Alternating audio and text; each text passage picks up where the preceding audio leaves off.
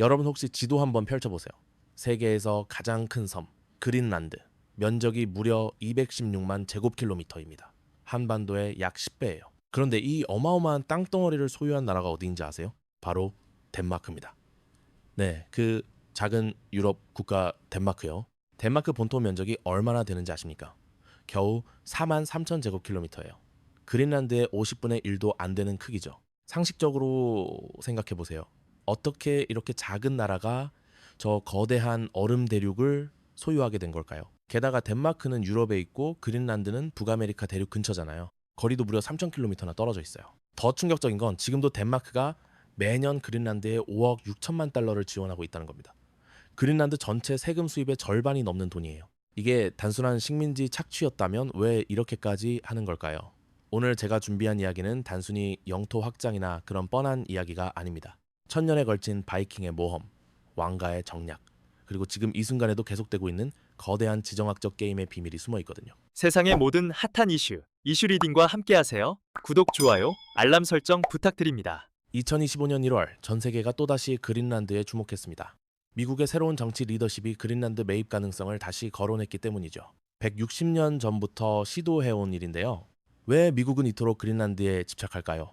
그리고 작은 덴마크는 왜 이 거대한 섬을 절대 포기하지 않으려는 걸까요? 시간을 좀 거슬러 올라가 봅시다. 2019년에도 비슷한 일이 있었어요. 당시 미국 대통령이 그린란드 매입 의사를 밝혔다가 덴마크 총리한테 단호하게 거절당한 적이 있죠. 덴마크 총리는 뭐라고 했을까요? 그린란드는 매물이 아니다. 이건 터무니없는 제안이다 라고 잘라 말했습니다. 작은 나라가 세계 최강국 미국한테 이렇게 당당하게 거절할 수 있었던 이유가 뭘까요? 지금까지 들으시면서 궁금하셨을 겁니다. 도대체 덴마크와 그린란드 사이에 무슨 일이 있었길래 이런 관계가 됐을까 하고요. 네, 여러분. 이 이야기의 진짜 핵심은 이제부터입니다. 왜냐면은 덴마크가 그린란드를 가지게 된 과정은 단순한 정복이나 식민 지배 그 이상의 복잡하고도 드라마틱한 역사를 담고 있거든요. 천년의 시간을 관통하는 이 이야기를 알게 되시면 왜 지금도 이 관계가 유지되고 있는지 이해하실 수 있을 겁니다. 시계바늘을 무려 982년으로 돌려보겠습니다. 지금으로부터 1000년도 더 전이에요. 당시 북유럽에는 바이킹이라 불리는 뛰어난 항해자들이 살고 있었죠. 그 중에서도 에리크 더 레드라는 인물이 있었습니다. 이 사람 사실 노르웨이에서 살인죄를 저질러 추방당한 범죄자였어요. 아이슬란드로 도망갔는데 거기서도 또 사람을 죽였습니다. 결국 아이슬란드에서도 쫓겨나게 됐죠. 갈 곳이 없어진 에리크는 무모한 결정을 내립니다. 서쪽 바다 저 너머의 땅이 있다는 소문을 듣고 배를 띄운 거예요. 982년 여름, 그는 가족과 동료들을 이끌고 미지의 바다로 향했습니다. 몇 주를 항해한 끝에 그들이 발견한 것은 거대한 얼음으로 뒤덮인 섬이었어요. 하지만 놀랍게도 남쪽 해안 일부에는 여름이 되면 풀이 자라는 지역이 있었습니다. 여기서 에리크의 천재적인 마케팅 감각이 발휘됩니다. 이 얼음덩어리 같은 섬에 그린란드, 즉 녹색의 땅이라는 이름을 붙인 거예요. 왜 그랬을까요? 아이슬란드에 남아있는 사람들을 유인하기 위해서였습니다. 실제로 이 전략은 먹혔어요. 985년경 25척의 배에 400명에서 500명의 사람들이 그린란드로 이주했죠. 물론 절반은 항해 중 죽거나 되돌아갔지만요. 이렇게 해서 그린란드에 처음으로 유럽인 정착촌이 생겨났습니다. 놀라운 건 이 정착촌이 무려 500년 가까이 유지됐다는 겁니다. 한여름에는 양을 키우고 물개를 사냥하면서 살았어요. 그들은 노르웨이와 무역도 했습니다. 바다코끼리 상아, 북극곰, 가죽 같은 귀한 물건들을 유럽에 팔았죠. 그런데 여기서 중요한 포인트가 있습니다. 당시 그린란드 정착민들은 자신들을 노르웨이 왕국의 신민으로 여겼어요. 1261년 그린란드는 공식적으로 노르웨이 왕국에 복속됩니다. 자발적으로요. 왜냐면 노르웨이가 무역 독점권을 주는 대신 보호를 약속했거든요. 이게 바로 덴마크가 그린란드를 가지게 되는 첫 번째 열쇠입니다. 하지만 14세기 중반부터 상황이 급변합니다. 소빙하기가 시작된 거예요. 기온이 급격히 떨어지면서 농사를 짓기가 거의 불가능해졌죠. 흑사병이 유럽을 휩쓸면서 그린란드와의 무역도 끊겼습니다. 15세기 중반쯤 되면 바이킹 정착촌은 완전히 사라져버렸어요. 500년 가까이 이어졌던 유럽인 정착지가 역사 속으로 사라진 겁니다. 그 사이 덴마크와 노르웨이의 관계도 변했습니다. 1380년 노르웨이와 덴마크가 동군 연합을 이루게 돼요. 같은 왕을 모시게 된 거죠. 실질적으로는 덴마크가 노르웨이를 지배하는 형태였습니다. 그러니까 노르웨이 왕국의 영토였던 그린란드도 자동으로 덴마크 노르웨이 연합 왕국의 영토가 된 거예요. 하지만 이때만 해도 그린란드는 그냥 지도 위의 이름일 뿐이었습니다. 아무도 살지 않는, 아무도 관심 없는 얼음 덩어리였죠. 유럽인들은 그린란드를 거의 잊고 있었어요. 200년 넘게 아무도 그곳에 가지 않았습니다. 그런데 1721년 한 사람이 나타납니다. 한스 에게데라는 노르웨이계 덴마크 선교사였어요. 이 사람은 놀라운 생각을 합니다. 혹시 그린란드에 아직 바이킹 후손들이 살고 있지 않을까? 그들은 300년 동안 기독교로부터 단절됐을 테니 다시 복음을 전해야 하지 않겠는가 하는 거였죠. 에게데는 덴마크 왕 프레데리크 4세를 설득했습니다. 1721년 여름, 그는 가족과 함께 배를 타고 그린란드로 향했어요. 하지만 그곳에서 그가 발견한 건 바이킹 후손이 아니었습니다. 이누이트족이었죠. 바이킹 정착초는 이미 수백 년 전에 사라진 뒤였어요. 실망했을까요? 아니에요. 에게데는 오히려 더 큰 사명감을 느꼈습니다. 이누이트들에게 복음을 전하기로 결심한 거죠. 그는 그린란드어를 배우기 시작했어요. 학교를 세우고 교회를 지었습니다. 무려 15년 동안 그린란드에 머물면서 선교 활동을 했죠. 여기서 중요한 게 뭐냐면 에게데가 단순히 선교만 한 게 아니라는 겁니다. 그는 덴마크 정부를 대신해서 그린란드를 재탐험했어요. 해안선을 측량하고 지도를 만들었습니다. 이누이트 부족들과 관계를 맺었죠. 사실상 덴마크의 그린란드 재식민지화가 이때부터 시작된 겁니다. 1814년 결정적인 사건이 벌어집니다. 나폴레옹 전쟁의 여파로 덴마크와 노르웨이가 분리된 거예요. 킬 조약이라는 게 체결됐는데요. 이 조약에 따라 노르웨이는 스웨덴으로 넘어갔습니다. 그런데 재밌는 건 이때 그린란드는 노르웨이가 아닌 덴마크가 가져간다는 조항이 들어갔어요. 아이슬란드, 페로 제도와 함께요. 왜 그랬을까요? 당시 그린란드는 경제적으로 아무 가치가 없었습니다. 노르웨이 입장에서는 그냥 버려진 땅이었죠. 오히려 관리 비용만 드는 골칫거리였어요. 그래서 덴마크한테 떠넘긴 겁니다. 덴마크도 사실 별로 원하지 않았지만 그냥 받았어요.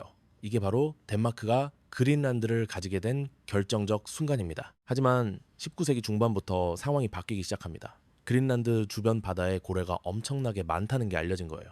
유럽과 미국의 포경선들이 몰려들기 시작했죠. 광물 자원에 대한 관심도 생겨났습니다. 갑자기 그린란드가 가치 있는 땅이 된 거예요. 1867년 미국이 처음으로 그린란드 매입을 제안합니다.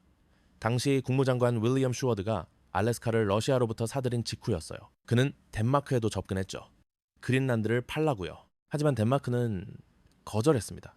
이미 100년 넘게 관리해온 땅이고 선교사들이 헌신해온 곳이고 무엇보다 이제 가치가 보이기 시작했거든요. 20세기 들어서면서 그린란드의 전략적 가치는 더욱 커졌습니다. 제2차 세계대전 때는 결정적이었어요.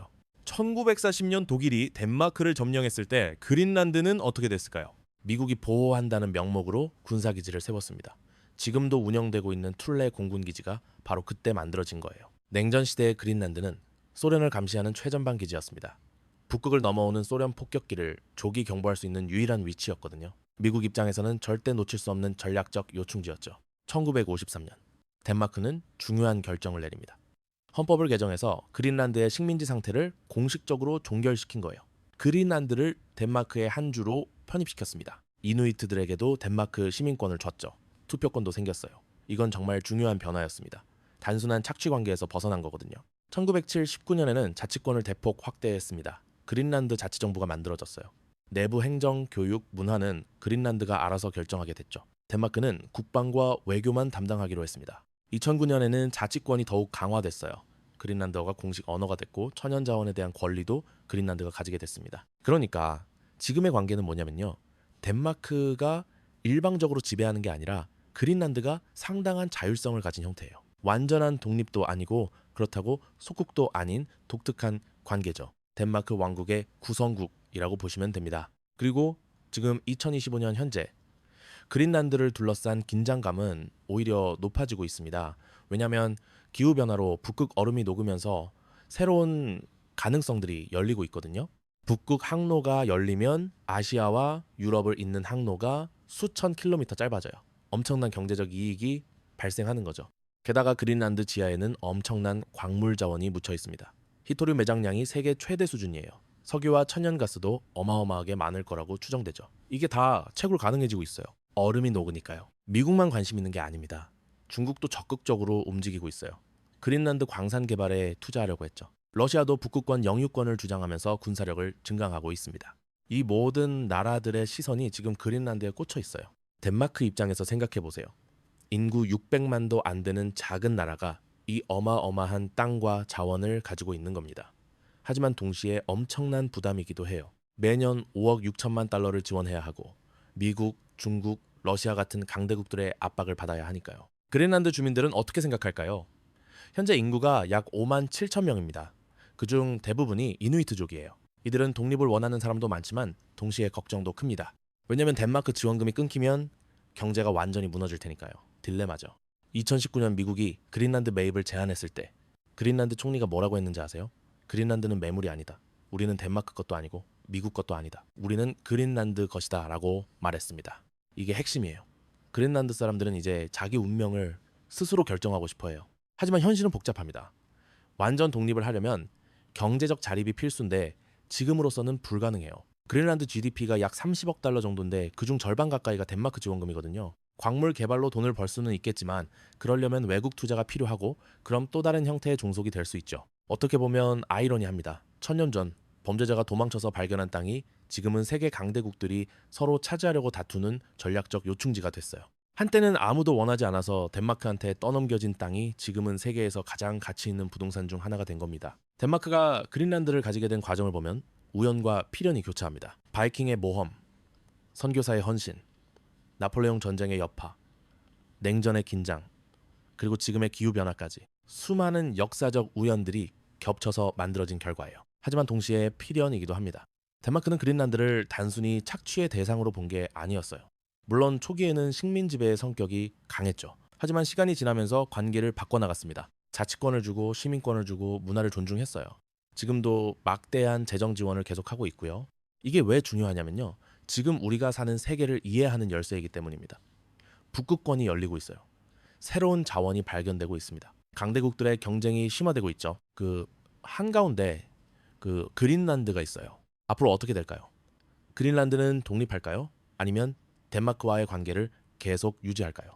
미국이나 중국 같은 강대국의 영향력 아래 들어갈까요? 아무도 확실히 알 수는 없습니다. 하지만 한 가지는 분명해요. 그린란드의 미래는 단순히 그린란드만의 문제가 아니라는 겁니다. 북극권 개발, 기후변화, 자원 경쟁, 지정학적 긴장. 이 모든 게 그린란드라는 렌즈를 통해서 보이거든요. 작은 덴마크가 왜 이 땅을 절대 포기하지 않으려는지, 강대국들이 왜 이렇게 집착하는지, 그린란드 주민들은 왜 독립과 안정 사이에서 고민하는지 다 연결돼 있어요. 1000년 전 바이킹이 얼음 대륙에 첫 발을 디딘 순간부터 지금까지 그린란드는 계속 누군가의 욕망의 대상이었습니다. 하지만 이제는 달라져야 하지 않을까요? 그린란드가 진짜 그린란드 사람들의 것이 되는 날이 올까요? 그 질문에 대한 답은 앞으로의 역사가 써 내려갈 겁니다. 오늘 이슈 리딩이 준비한 영상, 여러분 생각은 어떠신가요? 덴마크와 그린란드의 관계가 앞으로 어떻게 변할 거라고 보시나요? 그린란드는 독립해야 할까요? 아니면 지금 관계를 유지하는 게 나을까요? 댓글로 여러분의 목소리를 들려주세요. 제이선 R